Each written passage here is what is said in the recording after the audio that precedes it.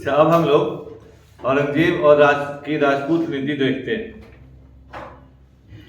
जैसा पहले भी हम लोग पढ़े हैं कि औरंगजेब की सेना में हिंदुओं की संख्या मनसबदारों में सबसे ज़्यादा रही है मुगल राजाओं में। और औरंगजेब ने भी जसवंत सिंह भले औरंगजेब के खिलाफ धर्मट के युद्ध में लड़े, लेकिन उसने दुश्मनी नहीं रखी। पॉलिटिकली सेंसिटिव उसमें थी कि झगड़ा कब कहाँ नहीं करना है, किनसे करना है, किनसे नहीं करना है। तो राजपूतों से लड़ाई एफोर्ड नहीं कर सकता था उस जमाने में, लेकिन निश्चित रूप से उसके मन में यह बात बैठा रहा कि जसवंत सिंह उसके खिलाफ लड़े थे। लेकिन उस समय ही बात हुआ कि Jaswant Singh on behalf of Dara लड़े, वो व्यक्तिगत उससे तो कोई था नहीं। लेकिन जसवंत सिंह को नॉर्थ वेस्ट में अपॉइंटमेंट दिया गया, उधर भेजा गया। बूढ़े थे और उधर मर गए। जब जसवंत सिंह की मृत्यु हुई तो जसवंत सिंह को सर्वाइविंग कोई बेटा नहीं था। उधर से जब वो लौट रहे थे, मतलब उनका परिवार लौटा, तो दुर्गादास राठौर उनके क्लोज सर्किल में लोग थे। दिल्ली पहुंचने पर उनकी एक पत्नी को एक प्रेग्नेंट थी, उनको बेटा हो गया। राजपूतों का कहना था कि जो पैदा हुआ बच्चा है, he should be recognized as the next ruler। Aurangzeb का कहना था कि इतना छोटा सा बच्चा शासक नहीं बन सकता, इसलिए औरंगजेब ने जसवंत सिंह के भतीजे को रिकॉग्नाइज किया अपने लोगों के प्रभाव में। हो सकता है कि उसके मन में रहा हो कि जसवंत सिंह हमारे खिलाफ खड़ा हुए थे, तो है मौका थोड़ा बदला ले लेते हैं।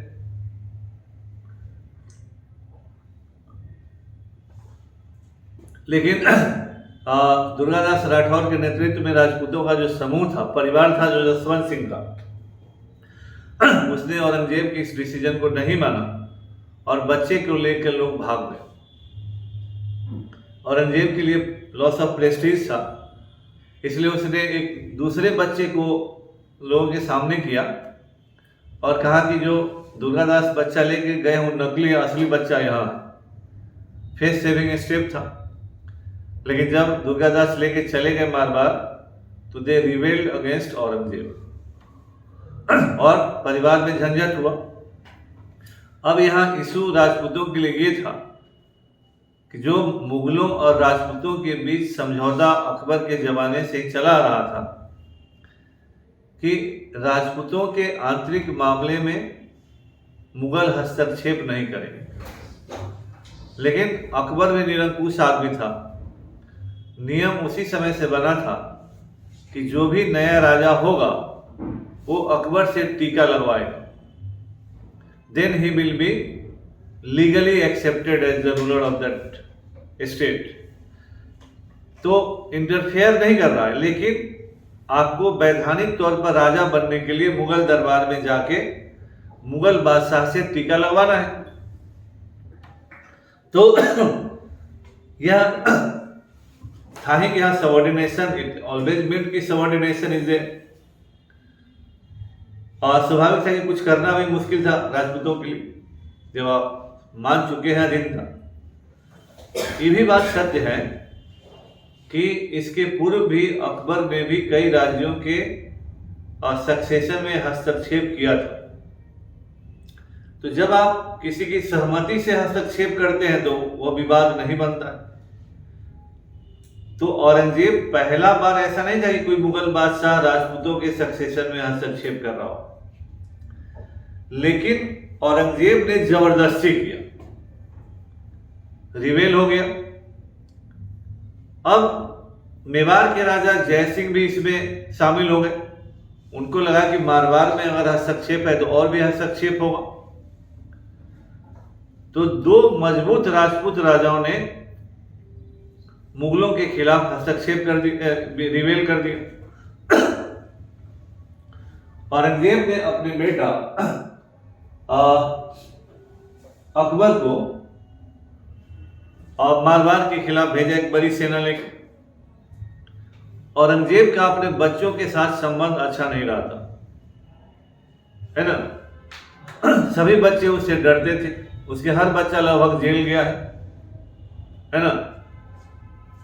अकबर जब वहां पहुंचा तो दुर्गादास राठौर ने अकबर से मुलाकात किया और अकबर को कन्विंस किया कि आपके पिता ने राजपूतों के साथ पारंपरिक संबंध को तोड़ दिया है and he is not fit to be ruler, आप ही राजा बन जाइए और राजपूत अब आपका साथ देंगे, हम आपका साथ देंगे।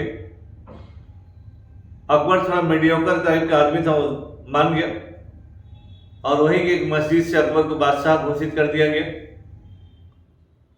और उस समय औरंगजेब अजमेर में था और उसके साथ 15,000 ही सेना थी और इन लोगों के साथ 50,000 प्लस सेना थी। और यह भी था कि औरंगजेब अगर रीइंफोर्समेंट भी आगरा से मंगवाता तो 1 महीना लगता। तो यह बहुत अच्छा मौका था कि औरंगजेब को घेर लिया जाए। बाप बेटा ये अकबर और दुर्गादास सेना लेके चले अजमेर की तरफ। अजमेर और मारवाड़ के बीच की दूरी थी 50 मील। 50 मील की यात्रा अकबर ने 7 दिनों में की, है ना। 350 मील अकबर द ग्रेट 11 दिन में चला था और ये जो है 7 दिन में 50 मील चला। तो इसका क्वालिटी साफ था कि कैसा आदमी था। औरंगजेब सीजन आदमी था। जब उसे पता चला तो घबराया तो जरूर। दोनों सेना आमने सामने अजमेर में आई और सेना का कंपोजिशन ऐसा था कि अकबर की सेना में जो सैनिक थे उनके बीबी बच्चे औरंगजेब के यहाँ थे, है ना।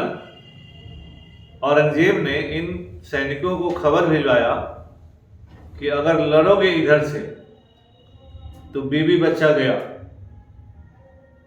तो स्वाभाविक है कि कोई भी आदमी काम बीवी बच्चा के लिए करता है।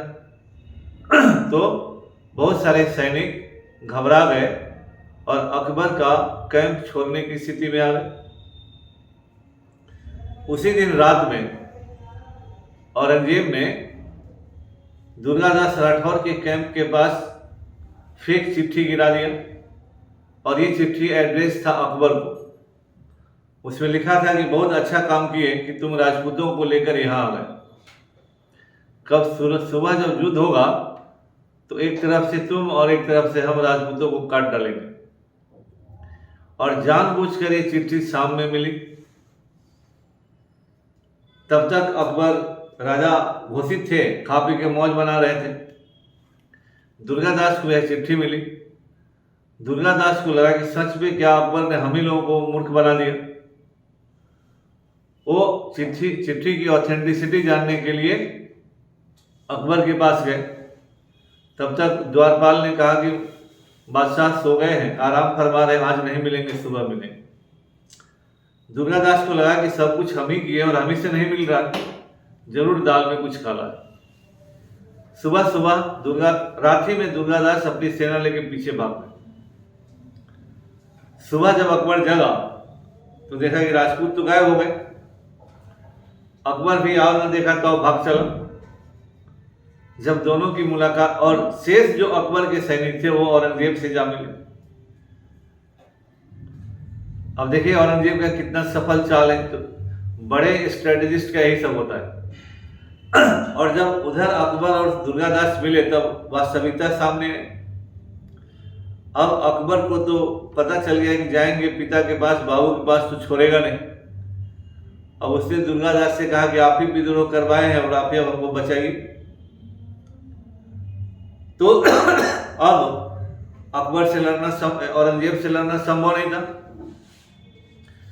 तो वही इसको लेकर, अकबर को लेकर दुर्गादास चले गए संभाजी के पास। और वही भारत में हिंदू राजा उधर थे जो इसको बचा सकते थे। और इसी अकबर का पीछा करते हुए औरंगजेब चला जाता है दक्षिण, जाता है तो फिर आता नहीं। और तब तक यहाँ मारवाड़ में पीपुल्स रिबेलियन, जनते विद्रोह कर देती है। और 87 से 1701 तक ऐसी चलता है मामला। बाद में फिर अजीत सिंह होते हैं, वही जो बच्चा है बड़ा हुआ और उसने बहुत सारे टेरिटरी पर अपना अधिकार जमा लिया, है ना। तो ये औरंगजेब ने निश्चित रूप से अकबर के द्वारा स्थापित नीतियों का उल्लंघन किया, इसमें कोई दो राय नहीं है। और इससे इसके साम्राज्य की स्थिरता पर असर पड़ा और जो मुगल राजपूत गठजोड़ था उसमें दरार पड़ी। और औरंगजेब जब दक्षिण गया और अगर ये गठजोड़ बना रहता तो उत्तर में इसके राज्य को ज़्यादा स्टेबिलिटी मिलती, लेकिन संबंध खराब हो जाने के कारण मुगल राज्य के ड्यूरेबिलिटी पर भी इसका प्रभाव पड़ा। और आप लोग कभी इसमें वीडियो रहेगा ही, ये वाला नोट कर लीजिएगा कभी भी। और दिलरास बानो बेगम और राबिया दुरानी पहली पत्नी है, नवाब बाई कश्मीरी राजपूत दूसरी पत्नी, औरंगाबादी तीसरी और उदयपुरी महल एक जॉर्जियन स्लेव गर्ल थी, ये चौथी पत्नी थी। दिलरास बानो बेगम से मोहम्मद आजम व मोहम्मद अकबर जो विद्रोह किया। जेबुनिसा बेटी थी, एल्डेस्ट चाइल्ड, पोएट थी वो, और डाइड इन जेल, बेचारी जेल में मर गई। अजीनतुन्निसा भी एक बेटी थी इसी से। नवाब भाई से प्रिंस मोहम्मद हुआ, eldest son, initially most trusted, बाद में जेल में बेचारा मर गया।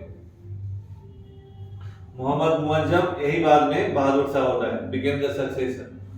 ये नवाब भाई से पैदा हुआ बेटा है मुअज्जम। औरंगाबादी महल से मेहरुन्निसा बेगम बेटी है, जुबतुन्निसा बेटी है।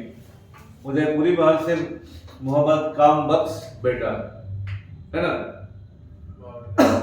तो औरंगजेब अपने लिए वो नियम पालन करता है, 4 विवाह से अधिक विवाह नहीं किया,